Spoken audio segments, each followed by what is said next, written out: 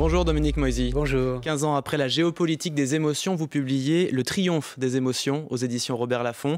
La peur des Israéliens, l'humiliation des Palestiniens, l'espoir des Ukrainiens. On ne peut pas comprendre le monde si on fait abstraction de ces émotions. Oui, j'avais mis en avant la dimension affective des relations internationales il y a 15 ans parce qu'elle me semblait absolument indispensable pour comprendre le monde dans lequel nous vivions. Et d'une certaine manière, l'histoire m'a donné raison. Au moment de la guerre en Ukraine, au moment de la guerre de Gaza, il est difficile de ne pas intégrer la dimension émotionnelle du monde. Ce concept des émotions, vous l'avez développé à partir du conflit israélo-palestinien. Pourquoi tous les ingrédients étaient réunis finalement ? Oui, j'y voyais la matrice même des relations internationales.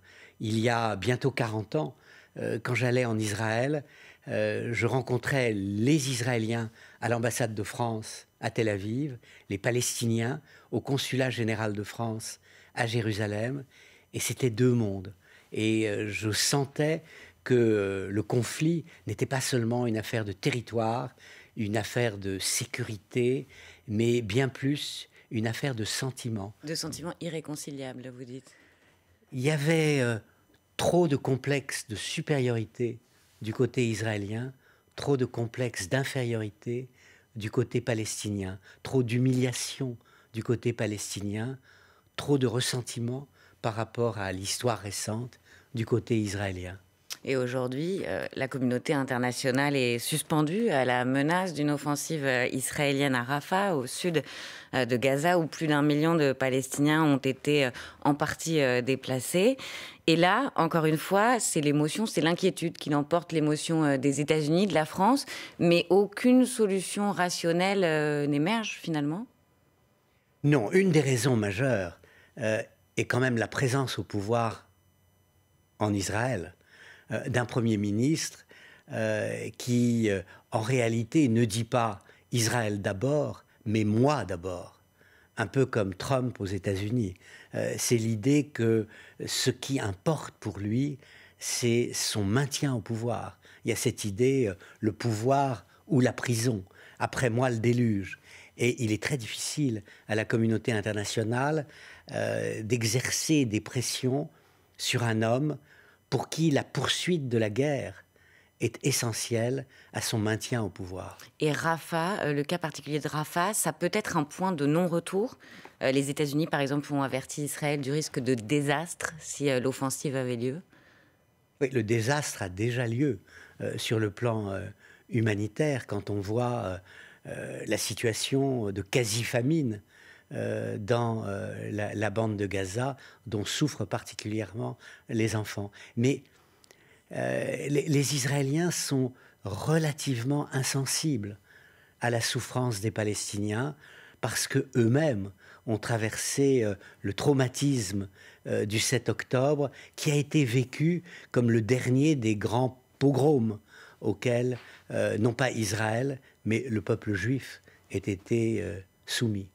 Et aujourd'hui, les États-Unis ont eu des mots forts. Ils ont parlé de riposte excessive à Gaza. Oui. C'est rare que les États-Unis prennent leur distance à ce point avec Israël. Ça peut avoir de l'effet où, finalement, même l'allié historique des Israéliens n'a pas d'influence sur le cours des choses.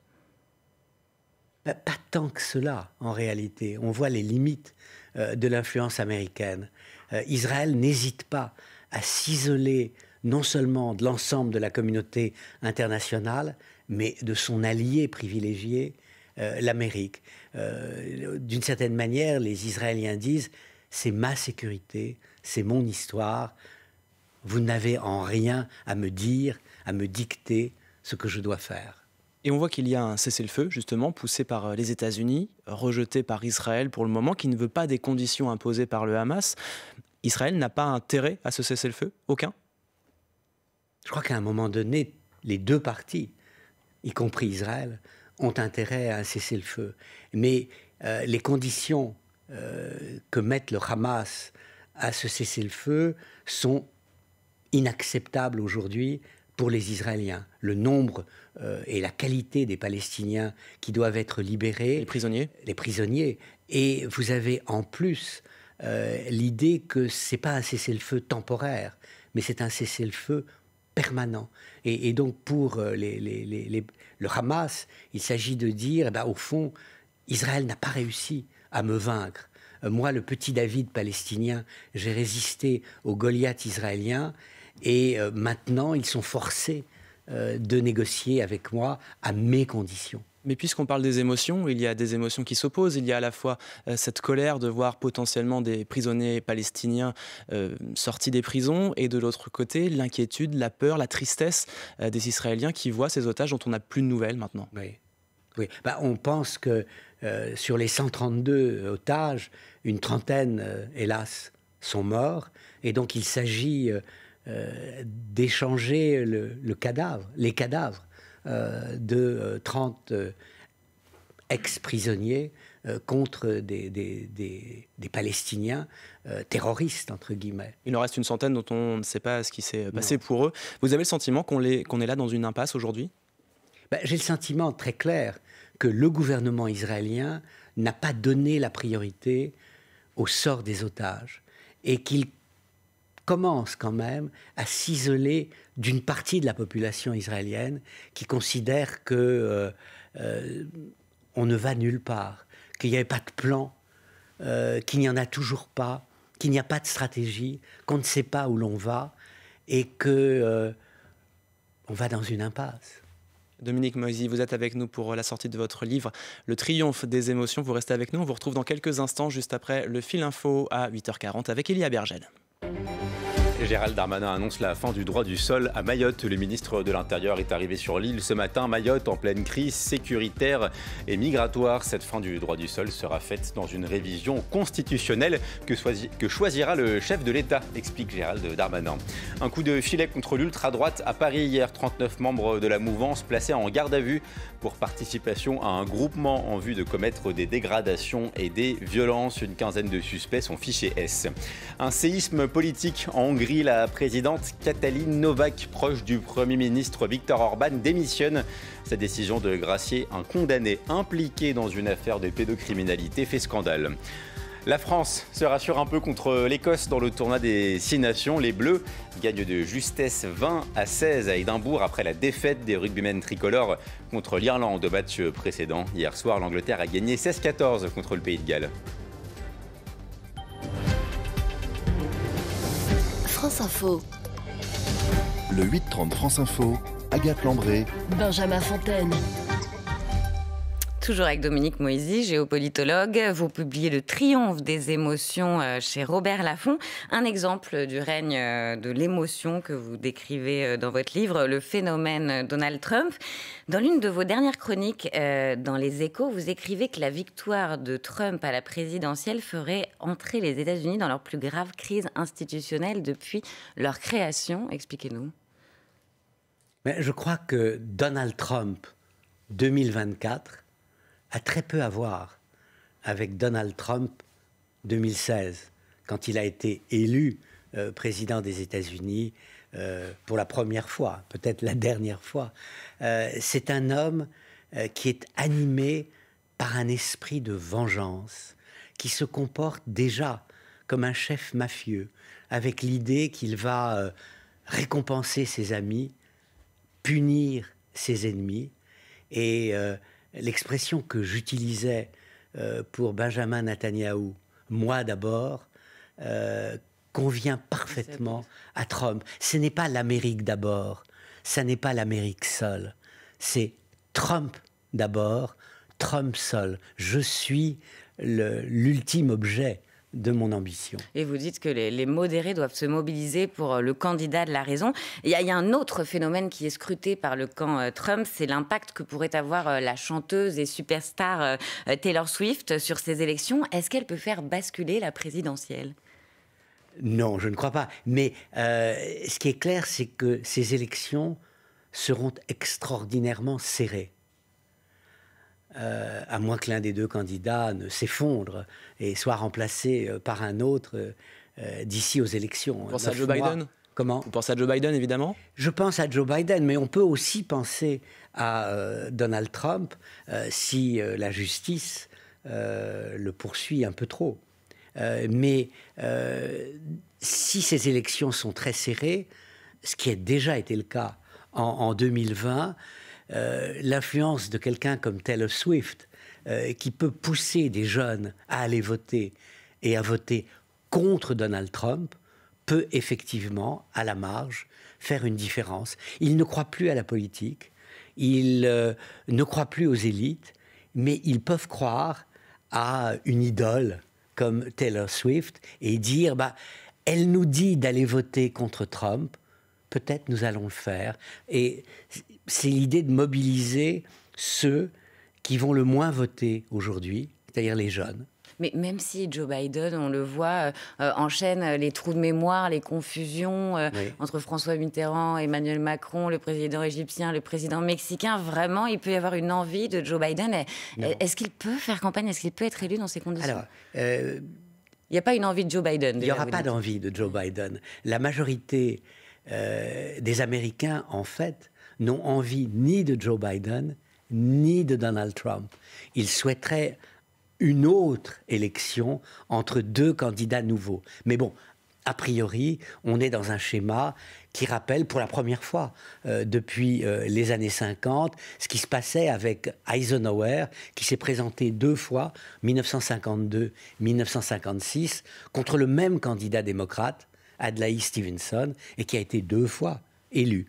Mais aujourd'hui, la clé, me semble-t-il, c'est que même s'ils ne veulent pas de Biden, ils ont peur de Trump. En fait, le schéma, ce qui est catastrophique peut-être pour la première puissance mondiale, c'est que ces citoyens ont le choix entre un fou dangereux et un gâteux. Est-ce qu'il n'y a pas un échec de cette démocratie américaine qui n'a pas réussi à faire émerger de nouveaux candidats, justement? Oui, c'est tout à fait problématique. Alors, du côté républicain, ça traduit la mainmise que Donald Trump exerce sur la plus grande partie de son parti. Ils se sont tous inclinés face à lui. Alors, ils se sont tous, même le mot, pardonnez-moi, ils se sont tous écrasés. Le Parti républicain a fait preuve d'une extraordinaire lâcheté. Ils n'ont pas osé s'opposer à un homme qui paraissait irrésistible, invincible. Et il n'y a plus de parti républicain. Je crois que c'est ainsi qu'il faut le dire. Et du côté démocrate, Biden a fait une bonne présidence de 2020 à 2024. Ses résultats sont globalement très positifs, tant sur le plan économique que sur le plan international.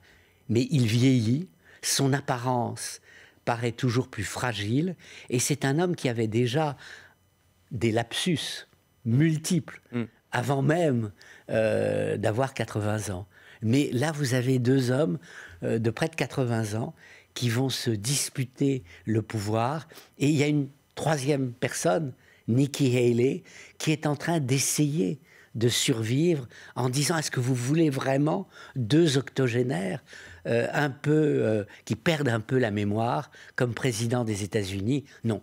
Élisez-moi, je suis une femme, je suis jeune. Et elle est républicaine. Au cœur de votre livre, il y a bien sûr la guerre en Ukraine. Est-ce que les Occidentaux sont en train d'assister, passifs presque, à la défaite de l'Ukraine? Non, je crois que la formule que vous venez d'utiliser est trop sévère. En fait, si on prend un certain recul depuis 2 ans, nous nous sommes surpris positivement par notre résilience et notre unité dans notre soutien à l'Ukraine. Alors maintenant, il y a un moment effectivement de doute, il y a une fatigue, il y a le fait que les Ukrainiens ont échoué dans leur contre-offensive, que le rapport des forces démographiques commence à jouer de manière claire en faveur des Russes, mais nous n'abandonnons pas l'Ukraine. Je crois qu'il y a... et ce qu'il faut éviter, c'est une forme de résignation, de pessimisme. De toute façon, ils ont perdu. Non, ils n'ont pas perdu. Le David ukrainien a résisté depuis 2 ans au Goliath russe. Oui, je voulais plutôt parler d'impuissance d'ailleurs, plutôt que de passivité. Vladimir Poutine a donné sa première interview à un journaliste étranger depuis 3 ans, une interview qui a été vue plus de 50 millions de fois. Qu'est-ce que cela dit, ça, du point de vue des émotions? Il fascine, il fait peur, Vladimir Poutine? Non, c'était la première fois. Depuis même 2019, pas seulement, depuis le début de la guerre en Ukraine, qu'il donnait un entretien à un journaliste occidental. Alors, ce journaliste occidental, Tucker Carlson, fait partie de ce qu'on appelle les idiots utiles. C'est-à-dire qu'il posait des questions favorables à Poutine. Il ne le poussait pas dans des directions difficiles. En fait, c'était tout sauf un véritable journaliste. On avait le sentiment qu'il était là pour défendre la cause de Donald Trump et expliquer pourquoi les Américains devaient être derrière Poutine plutôt que contre lui. Tucker Carlson qui a été un soutien de Donald Trump. Tout à fait. Dominique Moisy, l'hommage national à Robert Badinter aura lieu mercredi, 12h, place Vendôme, où se trouve le ministère de la Justice. Vous avez connu Robert Badinter ? Oui. Non, j'ai eu l'honneur et la chance de le rencontrer fréquemment. Il fut un temps où j'allais déjeuner rue Guinemer de manière très régulière. J'ai effectué plusieurs voyages avec lui. Une chose m'a particulièrement frappé, c'est que je suis né après la guerre, mais je suis fils d'un survivant d'Auschwitz, et il était fasciné, obsédé par un moment que je n'ai pas connu, qui était le retour de mon père des camps de concentration, son arrivée à l'hôtel Lutetia, comment ma famille avait-elle appris qu'il était en vie, comment était-il arrivé. Et bien entendu... Parce que son père, à lui, n'est jamais revenu des camps. Et il m'a fait raconter cette histoire à plusieurs reprises, dans des lieux très différents. Et bien entendu, lui me disait chaque fois, pendant des semaines et des semaines, j'ai été tous les jours à l'hôtel Lutetia, et mon père n'est jamais revenu. Donc il y avait ce lien. Je peux confirmer l'importance de cette histoire dans le développement personnel, dans la passion de Robert Badinter contre la peine de mort. Merci beaucoup, Dominique Moisy, pour ce témoignage. Merci d'avoir été avec nous pour répondre à nos questions ce matin sur France Info. Je rappelle votre ouvrage, Le triomphe des émotions, aux éditions Robert Laffont. 8h50 sur France Info, l'heure de retrouver le fil info avec Elia Bergel. Vers la fin du droit du sol à Mayotte, Gérald Darmanin l'annonce ce matin à son arrivée sur l'île. Nous couperons ainsi l'attractivité qu'il peut y avoir dans l'archipel mahorais, sur le ministre de l'Intérieur. Mayotte en pleine crise migratoire et sécuritaire. Cette fin du droit du sol sera faite dans une révision constitutionnelle que choisira le chef de l'État, explique Gérald Darmanin. Le Hamas met en garde contre un bain de sang à Rafah. L'armée israélienne envisage une offensive sur cette ville du sud de la bande de Gaza. Cette attaque peut faire des dizaines de milliers de morts et de blessés, estime le mouvement islamiste. Plus d'1,3 million de Palestiniens s'y entassent selon les Nations Unies. Le Pas-de-Calais n'est plus en vigilance orange aux cruches. Sont concernés encore les Landes, la Gironde, les Pyrénées-Atlantiques, la Charente-Maritime. Ces départements sont aussi en vigilance orange. Vague submersion comme 7 autres départements du littoral ouest. La finale de la Coupe d'Afrique des Nations, c'est ce soir en Côte d'Ivoire. Les Ivoiriens jouent contre le Nigeria, 21h heure française. France Info.